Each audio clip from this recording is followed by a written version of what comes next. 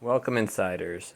Today we're going to be touring around various department stores and viewing the action figures, playsets, and vehicles on the market today. I noticed some Batman figures on the pegs today, loaded on the pegs with all the favorite characters, different versions of Batman. We had Robin, we had regular Batman, we had the Riddler, we had Catwoman, we had an armored Batman that I noticed, almost like from Batman v Superman, and the Joker. Moving on to Marvel, loaded racks of these bendable, kind of creepy looking Marvel action figures, which were really just bendables. A few Legends, which was actually just Frogman. I guess a lot of people didn't want Frogman in their collection. He-Man, the retro He-Man. Plenty of He-Man on the pegs, loaded with He-Man. Skeletor, I noticed a couple Skeletor, which was by far the better of the two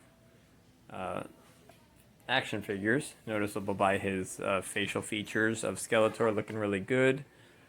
Again, these bendable Taskmaster, Captain America, Thanos, had Iron Man and Spider-Man. The wrestling figures, if you liked wrestling, you were in great shape. Plenty of wrestling figures from WWE, WWF, and various characters throughout the years. Plenty of Elizabeth. If you're a fan of Elizabeth, you're in good standings because you have plenty of those. There were a few empty shelves I noticed. A lot of empty shelves as a Jar Jar Binks. No guesswork why he's left on the shelf. I had one Baby Yoda down there from The Mandalorian. And then there was this weapon from The Mandalorian, which I don't recall at the time. Let's see if I zoomed in on it. Yes, the Mandalorian Darksaber. Pretty cool looking, but a little odd looking at the same time. Not so inviting. Anybody remember Bakugan characters? Bakugan, little spinners. They were hot and cold on the pegs. Some loaded, some empty. The arenas they had. I see some Star Wars Chewbacca, very animated, cartoony Chewbacca with some accessories. This was some sort of single-person helicopter type vehicle. All I had was Chewbacca's on the peg, so I didn't see any other varieties. There's one Black Series Mandalorian character. The new Mission Fleet Star Wars line was going on. There was not a TIE fighter, sorry, it's the X-Wing with Luke in the X-Wing garb. As you can see, there's plenty of X-Wing figures. Now there's also a Star Wars Mandalorian Mission Fleet version. The only one on the shelf, so the shelf was rather bare there. What I did notice is there's a lot of holes in the aisles. Either they're stocked fully with figures, like this one, which is a Transformers line.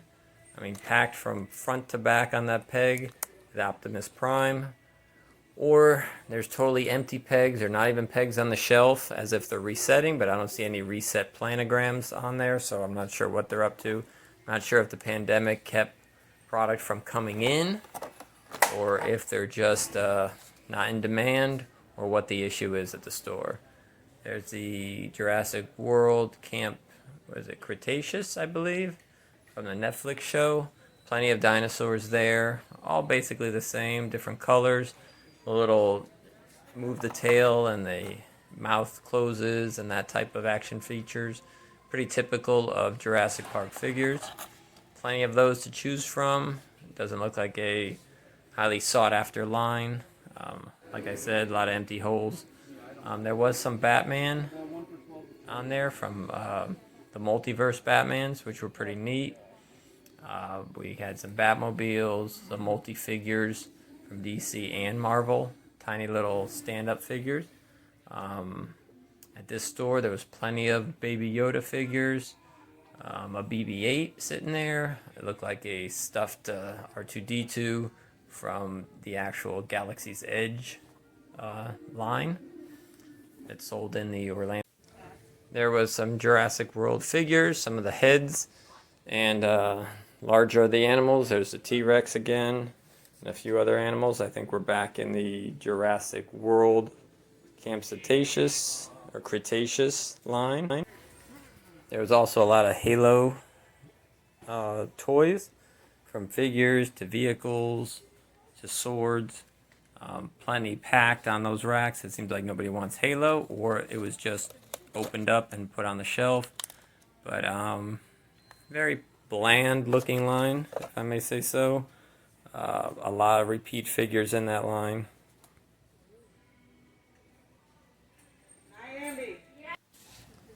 So guys, that about comes to the end of this tour. If you like what you saw, please leave a comment below, and as always, please like and subscribe, tell your friends, and give me comments on what you'd like to see on future episodes of Inside the Sanctum.